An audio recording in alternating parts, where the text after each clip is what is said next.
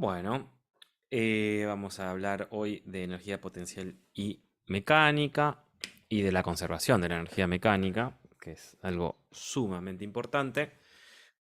Es el primer teorema de conservación que vamos a ver. Hay tres en la materia, son fundamentales para la materia y para la física en general, porque saber que una cantidad se conserva nos facilita mucho los cálculos en general y es conceptualmente muy fuerte. Ahora lo vamos a ver con la energía.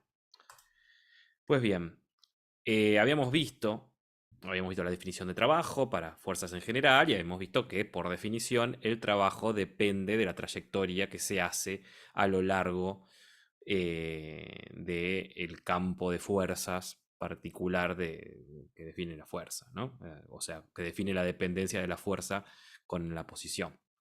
Ahora, si bien en general, como es una integral de línea, el trabajo depende de la trayectoria, hay fuerzas para las cuales, por sus propiedades, por su distribución espacial, por la función que la describe, el trabajo que realizan es independiente de la trayectoria. ¿Esto qué significa? Que si yo voy, por ejemplo, para este campo de fuerzas de A hasta B, ¿sí? El trabajo por este camino, por la trayectoria C1, es igual a ir por el trabajo por la trayectoria C2 o por cualquier otra. ¿Sí? Lo decimos así, el trabajo de la fuerza, que es esto, ya lo habíamos visto, yendo por C1 de A hasta B es igual al trabajo que hace el mismo campo yendo por C2 para cualquier C1 y C2. ¿Sí? O sea, para cualquier trayectoria. Entonces eso en particular primero que me transforma en integral de línea en una integral normal, porque ya solo me importan los valores iniciales y finales. Si para cualquier trayectoria me da lo mismo, no tengo que tener en cuenta la trayectoria y de hecho puedo ir totalmente horizontal y después totalmente vertical o por la trayectoria que más me convenga, ya que da lo mismo cualquiera. ¿Sí? Este tipo de campos se llaman conservativos. ¿Sí? Van a aprender más adelante que en realidad todas las fuerzas fundamentales tienen campos conservativos. No existen a nivel fundamental campos no conservativos, pero macroscópicamente, cuando englobamos interacciones en alguna fuerza, que por ejemplo la componente de roce del contacto, o una fuerza caprichosa que podamos definir con la expresión que querramos, como por ejemplo el ejercicio 14 de la práctica 6, bueno, esas a priori dependen de la trayectoria. Ahora, hay fuerzas que no lo hacen y a esas le vamos a llamar fuerzas conservativas o los campos que las definen los vamos a llamar campos conservativos. ¿Sí? Ahora, ¿qué propiedades tienen estos campos? Para empezar, como da lo mismo cualquier trayectoria para ir de A hasta B y además si voy por la misma trayectoria al revés, el trabajo que hace el campo, la fuerza, el campo de fuerzas, es el opuesto, o sea, el trabajo que hace el campo de fuerzas yendo de A hasta B por C es opuesto al trabajo que hace el campo de fuerza yendo de B hasta A. Eso quise simbolizar con poner menos C, ¿no? Recorrer la misma trayectoria pero al revés. Bueno, si esto es así, entonces yo puedo ir por un lado y volver por el otro, y como de por sí ese otro C2, por ejemplo, en este caso, si hubiera ido por C2 me hubiera dado lo mismo que si hubiera ido por C1 y volver por C2 es el opuesto a ir por C2, bueno, eso hace que ir por C1 y volver por C2 me sume a cero, porque son cantidades iguales y opuestas. ¿Sí? Si todos los trabajos por cualquier trayectoria dan iguales y cuando la recorro al revés me da el opuesto, bueno, ir y volver entre dos puntos me da cero necesariamente. Y eso se simboliza así. El trabajo de esa fuerza en una trayectoria cerrada, o sea, diciendo la integral en una trayectoria cerrada, se llama así, porque no puedo poner los límites de integración, porque son el mismo, el principio y el final, ¿sí? El trabajo de la fuerza en una trayectoria cerrada me da cero. Eso es la propiedad, es la forma más elegante tal vez de definir la propiedad principal de los campos conservativos, ¿sí? Es una consecuencia de lo anterior directa y trivial. Bien, ejemplo de campo conservativo. La atracción gravitatoria en general es conservativa, pero bueno, eso para no complicarnos la vida no lo vamos a ver ahora. Pero el peso en las cercanías de la Tierra, que lo consideramos una fuerza constante, vamos a ver que es también conservativo. Pero repito, lo es inclusive cuando no lo consideramos constante, ¿sí? Cuando usamos la ley para describir la fuerza usamos la ley de gravitación universal, también es conservativo. porque es central. Ya lo verán más adelante. Bien, entonces si nuestra fuerza es el peso que tiene esta pinta, ¿no? En este sistema de referencia va a ser mg por apuntando hacia abajo, ¿sí? Y nuestro diferencial de desplazamiento va a ser el diferencial de desplazamiento en x más el diferencial de desplazamiento en y. Entonces nuestro diferencial de trabajo es el producto escalar entre estas dos cosas. La componente x de la fuerza es 0, así que al multiplicar por esa parte se me va y me queda la componente y de la fuerza por la componente y del desplazamiento y me queda esta cuestión acá, que cuando yo lo integro lo que estoy viendo es que el trabajo que realiza el peso solo depende de cuánto me desplazo en y. ¿Sí? Cuánto me desplazo verticalmente. Es irrelevante cuánto me desplazo horizontalmente porque no aporta al trabajo, porque justamente el peso para para esas traslaciones, para esos desplazamientos, es perpendicular. Y recuerden que sale, es lo que acabamos de ver, que esa componente, al ser perpendicular a la fuerza, no hace trabajo, porque el ángulo entre ellas es 90. Lo vimos en la definición del trabajo. Bueno, entonces, si este es el diferencial del trabajo, yo lo integro, como m y g son constantes, lo saco de la integral y lo único que tengo que integrar es delta i. Entonces me queda justamente que el trabajo del peso entre un punto A y un punto B es menos mg por la diferencia, por la variación de altura, siendo siempre el delta final menos inicial. ¿Sí? Obviamente, al poner este menos, podemos sacarle el menos y poner inicial menos final, ¿no? Que es lo que pasa cuando pongo un menos, pero es mejor ponerlo así para poder poner el delta. Bien, entonces acabamos de calcular el trabajo de un campo conservativo y vemos que es independiente de ello. Acá no tuve en ningún momento en cuenta qué trayectoria estoy haciendo entre A y B, porque básicamente como solo depende del desplazamiento en Y, esa información se borra. Muy bien. Ahora, entonces, si nosotros definimos el trabajo de una fuerza conservativa, lo queremos calcular y vemos que solamente depende del punto inicial y el punto final, no depende de la trayectoria, entonces el trabajo de una fuerza conservativa entre el punto A y el punto B es una función solamente de la coordenada del punto A y de la coordenada del punto B. Fíjense que acá puse negrita, esto es un vector. Ahora, si nosotros fijamos el punto inicial, entonces voy a decir, bueno, yo voy a hablar de una función trabajo respecto a siempre el mismo punto. Entonces digo, bueno, fijo RA, ¿no? O le voy a llamar a R0 general porque es el R de referencia. Bueno, entonces yo puedo definir el trabajo hasta el punto B como una función que solamente depende de dónde esté el punto B, porque el punto A ya está fijo, el punto inicial ya está fijo y siempre voy a calcular respecto a ese. Entonces, voy a construir esta función, una función escalar, ¿sí? Me da un escalar, eso es el trabajo. La función potencial de la fuerza F respecto al punto O al punto 0, ¿sí? O simplemente le llamo potencial. Entonces, ¿qué es esto? Es una función que yo construyo diciendo, bueno, voy a fijar el punto inicial y voy a calcular todos los trabajos entre ese punto inicial y el punto que yo quiera. Entonces, esta función evaluada en el vector R va a ser el trabajo que hace la fuerza entre el punto inicial que yo elegí arbitrariamente y el punto R. ¿Sí? Esa es mi función trabajo o función, por ejemplo, mi función potencial. Bien, voy a llamar entonces energía potencial. Recuerden que le vamos a llamar energía a cualquier función que me dé, cuya variación me dé el trabajo de una fuerza particular. ¿No? Habíamos llamado energía cinética a la función que me daba el trabajo de la resultante. Bueno, ahora voy a llamar energía potencial a la función cuya variación me da el trabajo, cuya variación cambiada de signo en este caso, por una conveniencia, me da el trabajo de una fuerza conservativa. Entonces, esta función UDR, habiendo definido el punto de referencia R0, va a ser el trabajo menos el trabajo que hace la fuerza en particular entre R0 y R. ¿No? Si yo tengo R, cuando evalúo esta función, me va a decir qué trabajo hizo el campo de fuerza. Acá no lo dibujé, pero está por acá. Está el campo de fuerza en este plano. ¿Sí? Para llevar desde el R0, que ya lo tengo predefinido, donde yo lo tengo que aclarar, cuál es, hasta R, mi partícula. Y no importa la trayectoria porque es un campo conservativo. Bueno, ¿por qué nos sirve esto? Ya vamos a ver. Nos va a permitir, una vez que si para un campo particular nosotros sabemos la función potencial, la función energía potencial, nos va a permitir calcular el trabajo de ese campo como la variación de esta función. Y es mucho más fácil calcular la variación de una función, o sea, el delta de la función en el punto final menos la función en el punto inicial, que calcular la integral. Por más complicado que sea el campo, si nosotros ya sabemos cuál es la función potencial de energía potencial, lo único que tenemos que hacer es restar la final inicial, cambiarle el signo y ese va a ser el trabajo del campo. Por eso no nos sirve definir esta energía. Bien, ¿qué pasa con esta energía? Va a estar definida a menos de una constante aditiva, porque yo podría usar otro punto de referencia. ¿Sí? Por ejemplo, acá quisiera usar el punto, en vez de usar, definir mi energía potencial respecto al punto R0, lo voy a definir respecto al punto R'0, R0'.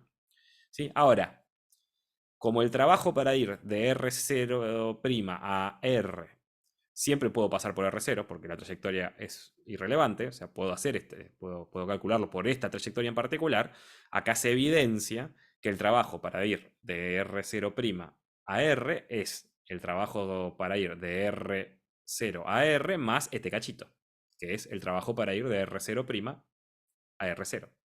Entonces, la diferencia entre la energía potencial que yo voy a calcular para el punto R, si lo hago respecto al punto R0 o lo hago respecto al punto R0', es el trabajo para ir de uno al otro. Entonces, van a diferir la energía potencial prima, o sea, respecto al R0', de la energía potencial sin primar, o sea, respecto al R0, en esta constante. Ahora, que es lo que me va a interesar a mí, va la variación de la energía potencial. Y cuando yo calculo la energía potencial, entre dos puntos, esta constante va a estar en la energía potencial de los dos puntos. Entonces, cuando los resto la energía potencial en un punto, le resto la energía potencial en el otro punto, esta constante va a aparecer en los dos términos y se va a anular. O sea que, si bien la energía potencial está indefinida por una constante aditiva que va a depender de dónde yo pongo el punto de referencia, la variación de energía potencial va a ser la misma, independientemente de qué punto de referencia yo tome. ¿Sí? Eso es lo que quiero demostrar acá. Así que no importa a priori el punto de referencia que yo tome para calcular la variación de energía potencial. Tengo que tenerlo claro porque siempre tiene que ser el mismo, pero si voy a calcular diferentes variaciones. Pero no importa cuál, todos sirven. Algunos a veces son más convenientes que otros. Muy bien. Eh, entonces, para nuestra energía potencial, que va a estar definida como menos el trabajo para ir desde que me hace la fuerza, para cuando voy desde el punto de referencia a mi punto donde evalúo la energía potencial, nos va a permitir eso, ¿no? Poder calcular ese trabajo, en vez de con la integral, como una diferencia de energías potenciales. ¿Saben? Entonces voy del punto A al punto B y el trabajo que hace este campo entre el punto A y el punto B es la diferencia entre la energía potencial en el punto B y el punto A. Entonces lo que vemos acá es que ese trabajo va a ser positivo cuando yo voy a favor de la fuerza. ¿Qué significa a favor de la fuerza? Cuando tengo una trayectoria donde la fuerza, la proyección de la fuerza en la dirección que yo me muevo es positiva. ¿Sí? O sea, la fuerza está a favor del movimiento. Y si voy, fíjese acá, cuando voy de A hasta B, cuando voy de B hasta A, verán que la proyección de mi fuerza para este campo de fuerzas va en contra del movimiento. ¿Sí? En todos lados donde hay una proyección de las flechitas verdes en la línea anaranjada, va al revés que la dirección en la que yo me estoy moviendo. Entonces lo que voy a entender ahora, cómo vamos a construir o cómo vamos a interpretar esta función, es que cuando voy a favor de la fuerza, cuando me muevo a favor del campo de fuerza, el campo de fuerza me da energía cinética porque me empuja, me acelera, ¿sí? En esa dirección, a costa de sacarme energía potencial. Y al revés, cuando voy en contra del campo, yo gano energía potencial perdiendo energía cinética. ¿Sí? Entonces, cuando me muevo a favor del campo, voy de una región de mayor energía potencial a una de menor energía potencial, perdiendo energía potencial, y cuando me muevo en contra del campo, gano energía potencial. Eso es lo que entendemos, cómo planteamos esto, ¿no? Entonces, la energía potencial gravitatoria, por ejemplo, es un campo constante que apunta hacia abajo, con módulo mg en todos los puntos del espacio que yo considero. ¿Sí? Si la fuerza tiene esta pinta, como ya vimos, vamos a elegir que en este caso particular, que la energía sea cero, la energía potencial sea cero en el punto de referencia y igual cero, o sea, en el piso, o sea, lo que yo considero como cero de altura, y se dará negativa por debajo de ese punto. Entonces, la energía potencial gravitatoria, porque va a haber una energía potencial por cada campo conservativo que yo considere. La energía potencial gravitatoria en el punto R es igual a menos el trabajo, ¿sí? entre R0 y el punto R. ¿Sí? Y R0 siendo el piso. Yo te puedo definir solo con una altura porque ya vimos que esto depende solamente, el trabajo de esta fuerza depende solamente de la altura. Sí, eso me da, si yo digo que en el 0, en este caso yo parto del piso y voy hasta mi punto R, eso me da mg por i, porque la diferencia de alturas va a ser la altura del punto final menos la altura del punto inicial, que es 0 en este caso. Entonces, la diferencia de energía potencial va a ser la energía potencial en este punto menos la energía potencial en este punto. Como en este punto estoy justamente en el punto de referencia donde dije que la energía va a ser 0, elegí que ahí la energía va a ser 0, me queda solamente mg por la diferencia de alturas, ¿no? La diferencia de energía potencial me va a dar mg por la diferencia de altura. Entonces, la variación de energía potencial gravitatoria y por ende el trabajo del campo gravitatorio, cambiado de signo, es proporcional al cambio en la coordenada vertical. ¿Sí? Pero ahí vimos como en un plumazo podemos calcular el trabajo del campo gravitatorio sin hacer ninguna integral. ¿Sí? Solamente porque sé la forma que tiene mi energía potencial. Bien, otro campo conservativo es el campo de fuerzas elásticas. ¿Sí? Entonces vamos a encontrar la energía de un resorte, ¿sí? Que tiene un punto de equilibrio, o sea, un punto donde la longitud del resorte es la natural, es una masa atada a un resorte. Entonces, cuando la masa tiene la posición x0, estoy diciendo que ahí elijo esa posición como el punto de equilibrio y mi referencia de energía, las dos cosas. Ahí voy a decir, la energía potencial elástica es 0, porque es intuitivo en este caso, ahí el resorte no está ni estirado ni comprimido. Entonces, la fuerza elástica ya vimos que era menos K por el desplazamiento, ¿no? Respecto al punto de equilibrio.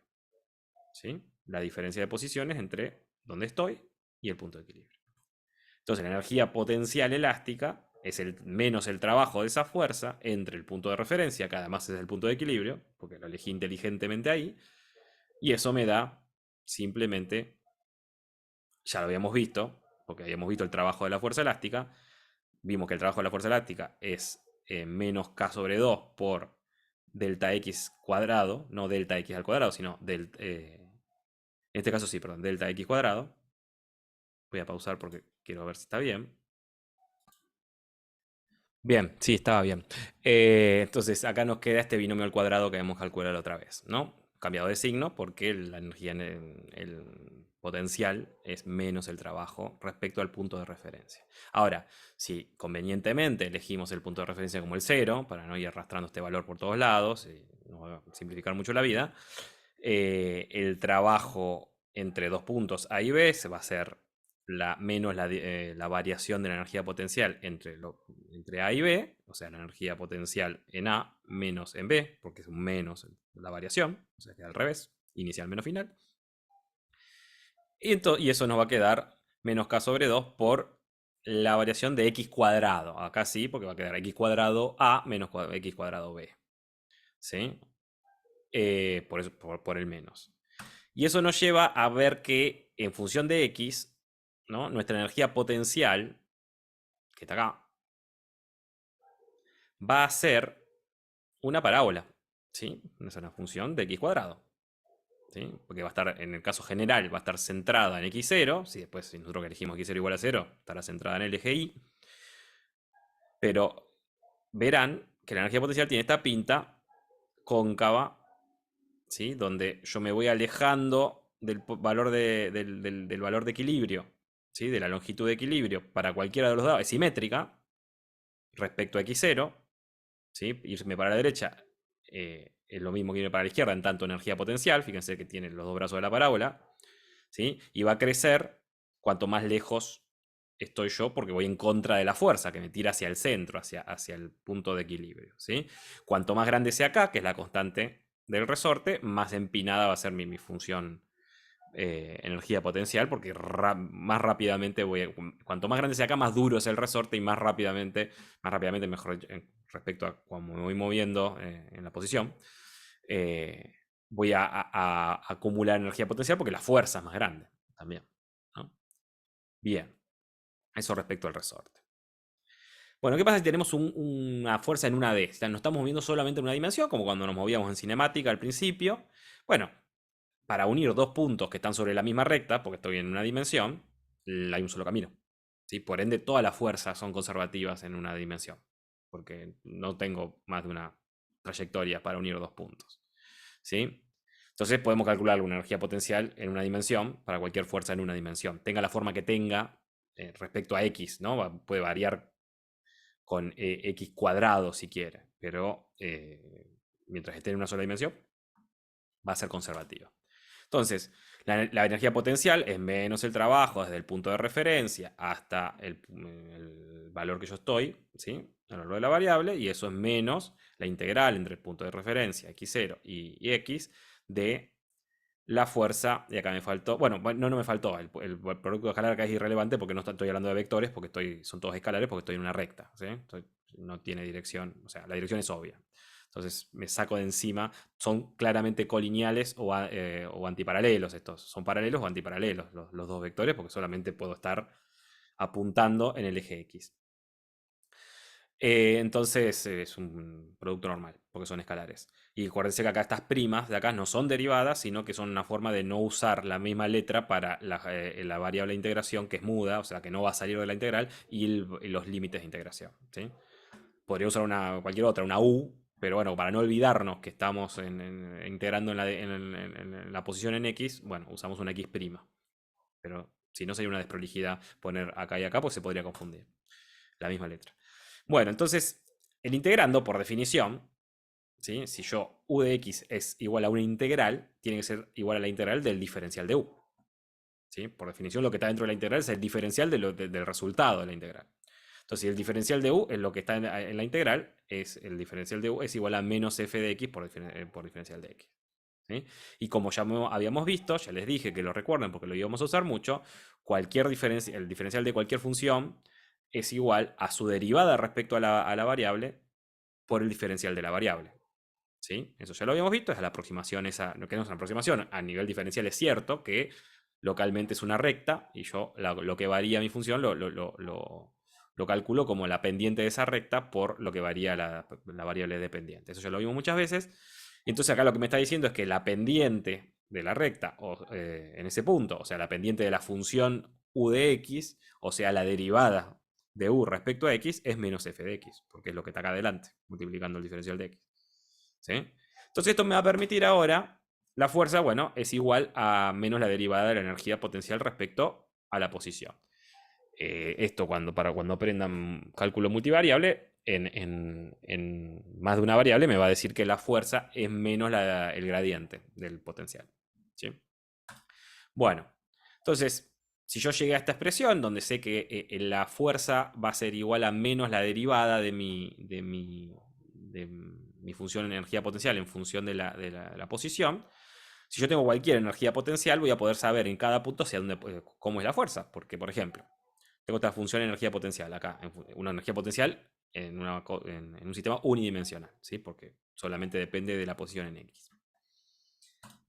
Y la fuerza apunta en esa misma dirección. Bueno, entonces si mi partícula está en este valor de U, tiene este valor de U, la dibujé acá, pero bueno, no es parte del gráfico, obviamente, de la función, ¿sí? Acá la derivada de U, la pendiente de U, es negativa, ¿sí? Pero como la fuerza es menos la derivada, yo sé que la fuerza va a ser positiva, va a apuntar hacia la derecha en mi eje X, ¿sí? Ahora, en este valor donde tengo una pendiente, una energía potencial con más pendiente, fíjense que acá la pendiente es más pronunciada, es más negativa, si quieren, entonces va a ser una fuerza más grande positiva. ¿Por qué? Por este valor menos. Ahora, ¿qué pasa en este punto? Este punto es un mínimo de la función. Un mínimo, por definición, la derivada es cero. Si acá no tengo pendiente. Entonces acá la fuerza es efectivamente cero. Y si sigo, ahí cambió la pendiente. En toda esta parte, la pendiente es positiva. Entonces mi fuerza es negativa porque tiene el signo cambiado y apunta hacia la izquierda. Fíjese entonces cómo se define este punto. Este punto va a ser un punto de equilibrio. ¿Por qué es un punto de equilibrio? Porque cuando la partícula está en ese punto, o sea, en ese valor de X, ¿sí? Cuando la partícula tiene ese valor de energía potencial porque está en ese valor de X, no siente fuerza. Entonces es un punto de equilibrio, porque nada la acelera. Ahora, si yo perturbo, y le voy a llamar de equilibrio estable a este, ¿por qué? Porque es un mínimo de energía potencial. ¿Y por qué es estable? Y porque fíjese, si yo me muevo para la derecha, me aparece una fuerza hacia la izquierda. Y si yo me muevo hacia la izquierda, me aparece una fuerza hacia la derecha. O sea, si yo perturbo la partícula que está acá, si la aparto de ese punto de equilibrio, las fuerzas que aparecen tienden a devolverla al punto de equilibrio. ¿Sí? Por eso es un equilibrio estable, porque es literalmente como si estuviera, si esto fuera una montaña rusa y yo tuviera una pelotita, entonces si yo la pelota la corro para la derecha, aparece una fuerza, que es la componente del peso, que no está compensada, hacia la izquierda. Y si... Y si Sí, la componente del peso no, la componente de la fuerza de contacto. Y si la muevo hacia la izquierda, la fuerza que aparece es hacia la derecha. Entonces va a tender a volver a ese punto, por eso es un punto de equilibrio estable. Es de equilibrio porque la fuerza es cero y es estable porque está en un mínimo. Entonces, si lo saco de ahí, las fuerzas que aparecen tienden a devolverlo ahí. Ahora, si nos fijamos en este otro punto, ahí también la derivada es cero porque es un máximo. ¿Sí? Es un punto de equilibrio también, efectivamente. Yo puedo poner una pelotita, si quieren, en equilibrio en la punta de una loma, ¿sí? En el extremo de una loma, pero ahí si yo la perturbo, la llevo para un lado o para el otro, las fuerzas que aparecen me alejan aún más desde el punto de equilibrio. Entonces a eso se llama equilibrio inestable. Ya saben, entonces, básicamente la diferencia entre un equilibrio inestable y un equilibrio estable son los dos puntos extremos, pero uno es un mínimo y el otro es un máximo de energía potencial. Y si es un mínimo o un máximo, siempre saben que lo pueden sacar con la derivada segunda de la función, ¿no? En función del signo de la derivada segunda de la función, yo sé si un mínimo o un máximo y por ende voy a de potencial, y por ende voy a saber si es un punto de equilibrio estable o inestable. Entonces, eso, ¿no? Al apartar la partícula de un punto de equilibrio estable, aparece una fuerza restauradora que se llama, porque lo restaura el punto de equilibrio. Mientras que si lo aparto del punto de equilibrio inestable, las fuerzas que aparecen me lo sacan de ese lugar. ¿Sí? Esto hace esto, cuando yo puedo describir mi función de potencial en función de alguna variable y tengo estos mínimos y máximos, va a hacer, a la larga, esto es un poquito más adelantado, pero va a hacer que los sistemas se mantengan preferencialmente en los puntos de equilibrio estable, porque si lo pongo ahí, cualquier perturbación va a generar fuerzas que lo van a volver a ese lugar. Entonces es lo más probable que mi sistema termine ahí. ¿Sí? Si lo viene recorriendo, si ustedes imagínense si esto fuera una pelotita sobre esta pista, ¿dónde es lo más probable que termine la pelotita? Y bueno, ahí abajo, porque es el punto de menor energía potencial. Bueno, eso, que los puntos de equilibrio son los puntos de menor energía potencial, es un concepto repotente y súper importante que van a seguir viendo el resto de la carrera. Bien. Vamos a resumir lo que vimos hasta ahora, ¿no? En general, el trabajo de una fuerza depende de la trayectoria. Eso ya lo habíamos visto en la clase pasada. Ahora, existen fuerzas para lo cual esto no ocurre y el trabajo es independiente de la trayectoria. Solo depende de los valores inicial y final. Esas fuerzas se llaman conservativas. Esas fuerzas conservativas, como consecuencia de que el trabajo que hacen no depende de la trayectoria, en una trayectoria cerrada hacen trabajo nulo. ¿Sí? Y si eso se cumple, entonces, si se cumple que la fuerza es conservativa, yo puedo definir una función de la posición tal que, voy a llamar energía potencial, y tal que su variación es igual a menos el trabajo de la fuerza. ¿Sí? Las fuerzas constantes y las fuerzas que actúan en una dimensión son conservativas. Eso es lo que aprendimos hasta ahora. Ahora vamos a definir una nueva energía porque vamos a mirar qué pasa, vamos a recordar el teorema que vimos la clase pasada, el teorema de trabajo y energía cinética. Habíamos llegado calculando el trabajo de la energía, perdón, el trabajo de la resultante de las fuerzas. Habíamos llegado a que era igual a la variación de una función que solamente dependía de la velocidad, que llamamos energía cinética. ¿Sí? Entonces definimos esa energía como como la función cuya variación nos da el trabajo de la resultante. Bueno, entonces la variación de energía cinética es igual al trabajo de la resultante. El trabajo de la resultante es la integral del diferencial de trabajo. En este caso la fuerza que yo voy a meter ahí es la resultante, o sea, toda la suma de todas las fuerzas. Pero yo lo que puedo hacer, ahora que aprendí que hay fuerzas conservativas y fuerzas no conservativas, digo, bueno, de todas las fuerzas que actúan sobre la partícula, las voy a separar. Como las estoy sumando, hago dos sumas. Por un lado sumo todas las conservativas y por otro lado todas las no conservativas. Como esto es una integral, esto es una suma, puedo separar en dos integrales. ¿Sí? Una con las fuerzas conservativas y otra con las fuerzas no conservativas. Ahora, el trabajo de las fuerzas conservativas, de cada una de las fuerzas conservativas, lo voy a poder calcular en vez de la integral como la variación de su energía potencial. La energía potencial asociada a esa fuerza. Eso ya lo vimos, es lo que vimos recién. Entonces yo voy a poder definir una energía potencial general como la suma de todas las energías potenciales.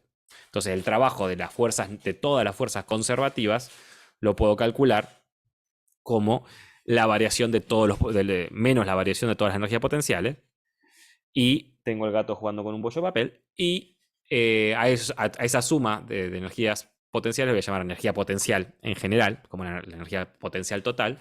Y entonces a la suma de las variaciones de la energía potencial la voy a llamar variación de la energía potencial. ¿Sí? Bien, entonces, de nuevo, la variación de energía cinética es igual al trabajo de la resultante. La resultante, que es la suma de todas las fuerzas, puedo separarla en dos sumas. La suma de las fuerzas conservativas y la suma de las fuerzas no conservativas. La parte, esta integral, que es el trabajo de las fuerzas, de las fuerzas conservativas, yo ya sé que es la variación de todas las energías potenciales, que la voy a cambiar de signo. Entonces, y a esa la voy a llamar energía potencial total. Entonces, si meto esto acá adentro, tengo que la variación de la energía cinética es igual a menos la variación de la energía potencial más el trabajo de las no conservativas. ¿Sí? Que ese no tengo más que calcularlo porque ahora vamos a ver, pero no tengo nada que me lo reemplace. Entonces, el trabajo de la energía cinética es igual a menos la variación, perdón, el trabajo no. La variación de la energía cinética es igual a menos la variación de la energía potencial total, más el trabajo de las fuerzas no conservativas. Si yo ahora despejo, ¿sí? Me va a quedar que el trabajo de las fuerzas no conservativas va a ser igual a la variación de la energía cinética, porque básicamente pasa esto para aquel lado, la variación de la energía cinética más la variación de la energía potencial. ¿Sí? A esa suma de energía cinética más energía potencial la voy a llamar energía mecánica. ¿Sí? Va a ser siempre esto, la energía cinética más la energía potencial. Entonces, ¿qué queda? Me queda lo que llamamos el teorema del trabajo y la energía mecánica. ¿Sí? El trabajo de las fuerzas no conservativas que actúan sobre una partícula es igual a la variación de su energía mecánica. ¿Sí? Si yo tengo una partícula que está haciendo una trayectoria sometida a varias fuerzas, hay varios campos de fuerza actuando aquí en esta región del espacio, bueno, eh, a la energía mecánica, que es esta suma de energía cinética más energía potencial, va a cambiar en función del trabajo que hagan las fuerzas no conservativas a lo largo de esta trayectoria. Siempre y todo esto descrito desde un sistema inercial. Recuerden que al teorema de trabajo de energía cinética llegamos suponiendo, usando la segunda ley de Newton, así que estamos obligados a que el sistema sea inercial para que valga. Bien, un corolario directo de esto es que si las fuerzas no conservativas no hacen trabajo, la energía mecánica no cambia. Entonces pasa a ser una cantidad conservada. ¿Sí? Entonces, si las fuerzas conservativas, el trabajo de las fuerzas conservativas que actúan sobre la partícula es cero, la energía mecánica es una cantidad conservada, o sea, su variación es cero en ese desplazamiento. ¿Sí? Y acá acabamos de encontrar entonces una cantidad conservada, la energía mecánica, cuando no actúan, cuando no hacen trabajo las fuerzas no conservativas. ¿Sí? Entonces vamos a hacer un ejemplo de aplicación, una caída libre, es el más simple de todos, ¿sí? Ya la hicimos 1000 veces, de 1000 formas distintas. Tengo una caída libre desde el punto A hasta el B, para que vean para qué sirve esto, porque van a ver que nos va a simplificar muchísimo los cálculos. Yo quiero calcular el trabajo, no quiero calcular el trabajo, quiero calcular directamente la velocidad que va a tener, si yo la largo, la suelto en A, la velocidad que va a tener en B. ¿Sí? O sea, la suelto desde el punto A con altura, con coordenada IA, y quiero ver qué velocidad va a tener en el punto B con coordenada IB. Bueno, la energía mecánica de mi sistema es la variación de energía mecánica de mi partícula va a ser la variación de energía cinética más la variación de energía potencial. Como solamente está actuando el peso sobre mi partícula y el peso es conservativa, no hay trabajo de energía de fuerza no conservativa. Por ende, la variación de energía mecánica es cero. Por ende, si esto más esto es cero, significa que son iguales y opuestas. La variación de energía cinética es menos la variación de energía potencial. Entonces, ¿cómo reescribo esto? La variación de energía cinética es un medio de m por la variación de b cuadrado. y menos la energía, la variación de energía potencial es menos mg por la variación de altura, porque esta es potencial gravitatoria. En este caso tengo solo esa. Entonces de ahí puedo despejar livianamente delta v cuadrado, me queda como esto. En el caso de la caída libre, donde yo la partícula parte del reposo, porque no la tiré hacia abajo, sino que la dejé caer, bueno, el delta v cuadrado es b final menos inicial, la inicial es 0, o sea que me queda que este término me queda como la v, la velocidad en el punto b al cuadrado. Y la puedo calcular entonces como la raíz cuadrada de 2 por g por la diferencia de altura entre estos dos puntos. ¿Sí? Entonces, en el caso de, una caída libre que va desde una cierta altura hasta el piso, la velocidad final cuando toca el piso, el módulo de esa velocidad, ¿sí? Es raíz de 2 por g por h, ¿no? Siendo esa la altura, porque en ese caso IB sería 0. ¿Sí?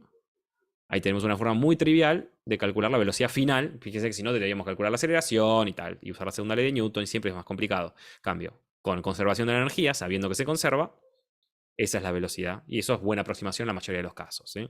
Si no tengo, en una caída libre, lo que puede ocurrir para que no sea libre es que actúe el aire. Y en ese caso voy a tener una fuerza no conservativa, porque va a ser el roce contra el aire. Pero en la mayoría de los casos, si un objeto es razonablemente pesado, lo puedo despreciar. Bien, otro caso para aplicar un resorte, ¿no? Como ya vimos, pudimos calcular esa energía potencial, la energía potencial elástica.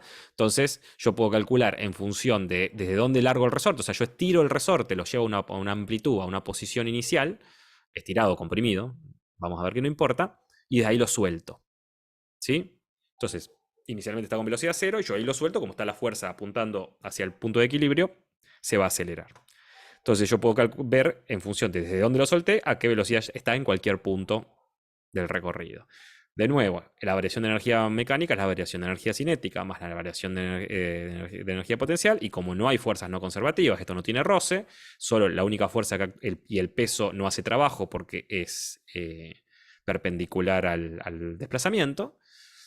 La única fuerza que hace trabajo es la fuerza elástica, entonces, y es conservativa. Entonces la variación de energía mecánica es 0. O sea que de nuevo la variación de energía cinética es menos la variación de energía potencial. La variación de energía cinética, de nuevo, es un medio de m por la variación de b cuadrado. La variación de energía potencial, como ya la habíamos calculado, es menos un medio de k por delta x cuadrado. Delta x cuadrado. Entonces, si despejo acá delta b cuadrado, me va a quedar esto.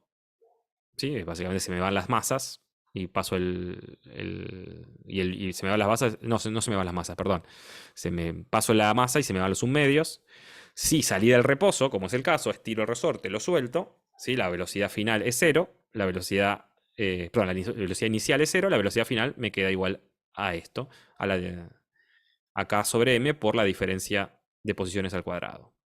¿Sí? La raíz de eso. Ahí está. Entonces, así simplemente con la conservación de energía puede hacer un cálculo de velocidad en cualquier punto de que esté recorriendo mi masa atada a un resorte. Un caso combinado, el siguiente grado de dificultad, tengo un resorte, un objeto colgando de un resorte. Bueno, ¿ahí cuál es la diferencia? Es lo mismo que la combinación de los dos casos anteriores. Sigo teniendo solo fuerzas conservativas actuando sobre mi masa, porque está actuando el peso, que es conservativa, y está actuando la fuerza elástica del resorte, que es conservativa. Aquí, de nuevo, la variación de energía mecánica es 0. ¿Sí? Entonces la cinética es igual a la variación de energía cinética, es menos la variación de energía potencial. Y en este caso, la potencial va a ser la suma de las dos potenciales, la potencial gravitatoria y la potencial elástica. Pero después, bueno, queda todo igual. ¿Sí? Y un caso donde ya no hablo de conservación de la energía es, por ejemplo, y el caso bastante complicado porque le puse muchas cosas, podría ser solamente sin el resorte, pero bueno, vamos a explicar todo, vamos a plantearlo con este caso particular. Tengo entonces una masa colgando de un resorte, pero en un plano inclinado. Y voy a considerar que este plano inclinado tiene roce, por eso mi fuerza de contacto no es normal a la superficie, sino que tiene componente hacia atrás, porque en este caso se está moviendo hacia la izquierda mi cuerpo. Bueno, y ahí lo que tengo que implantar es que la variación de energía cinética, de energía mecánica, va a ser el trabajo de la fuerza no conservativa. ¿Cuál es la única fuerza no conservativa que tengo acá? Tengo 3 fuerzas aplicadas sobre mi masa. La elástica, conservativa. El peso, conservativo. Y la de contacto, que en este caso, al tener componente de roce, no es conservativa. ¿Sí? La proyección de la de contacto en la dirección del movimiento me da la componente de roce que no es conservativa. Entonces, yo puedo calcular, al ver cómo varía mi energía mecánica, puedo calcular el trabajo que hace justamente la componente de roce. Y lo calculo, bueno, directamente, como hicimos recién. ¿Sí? Entonces, el trabajo de la componente de roce, que va a ser el módulo de la componente de roce, ¿sí? Cinético, porque se está moviendo, o sea, muy cinético por la componente normal, por la distancia que recorra sobre la rampa, y eso va a ser igual a la variación de energía mecánica. Y así ven cómo con un teorema de conservación yo me ahorro hacer un montón de cuentas, porque ya sé cuándo se cumple, cuándo no se cumple, y cuándo no se cumple a qué es igual esa variación de energía mecánica. Así que esto le permite realizar un montón de cálculos, como van a ver en la práctica 7. Muy bien, eso es todo.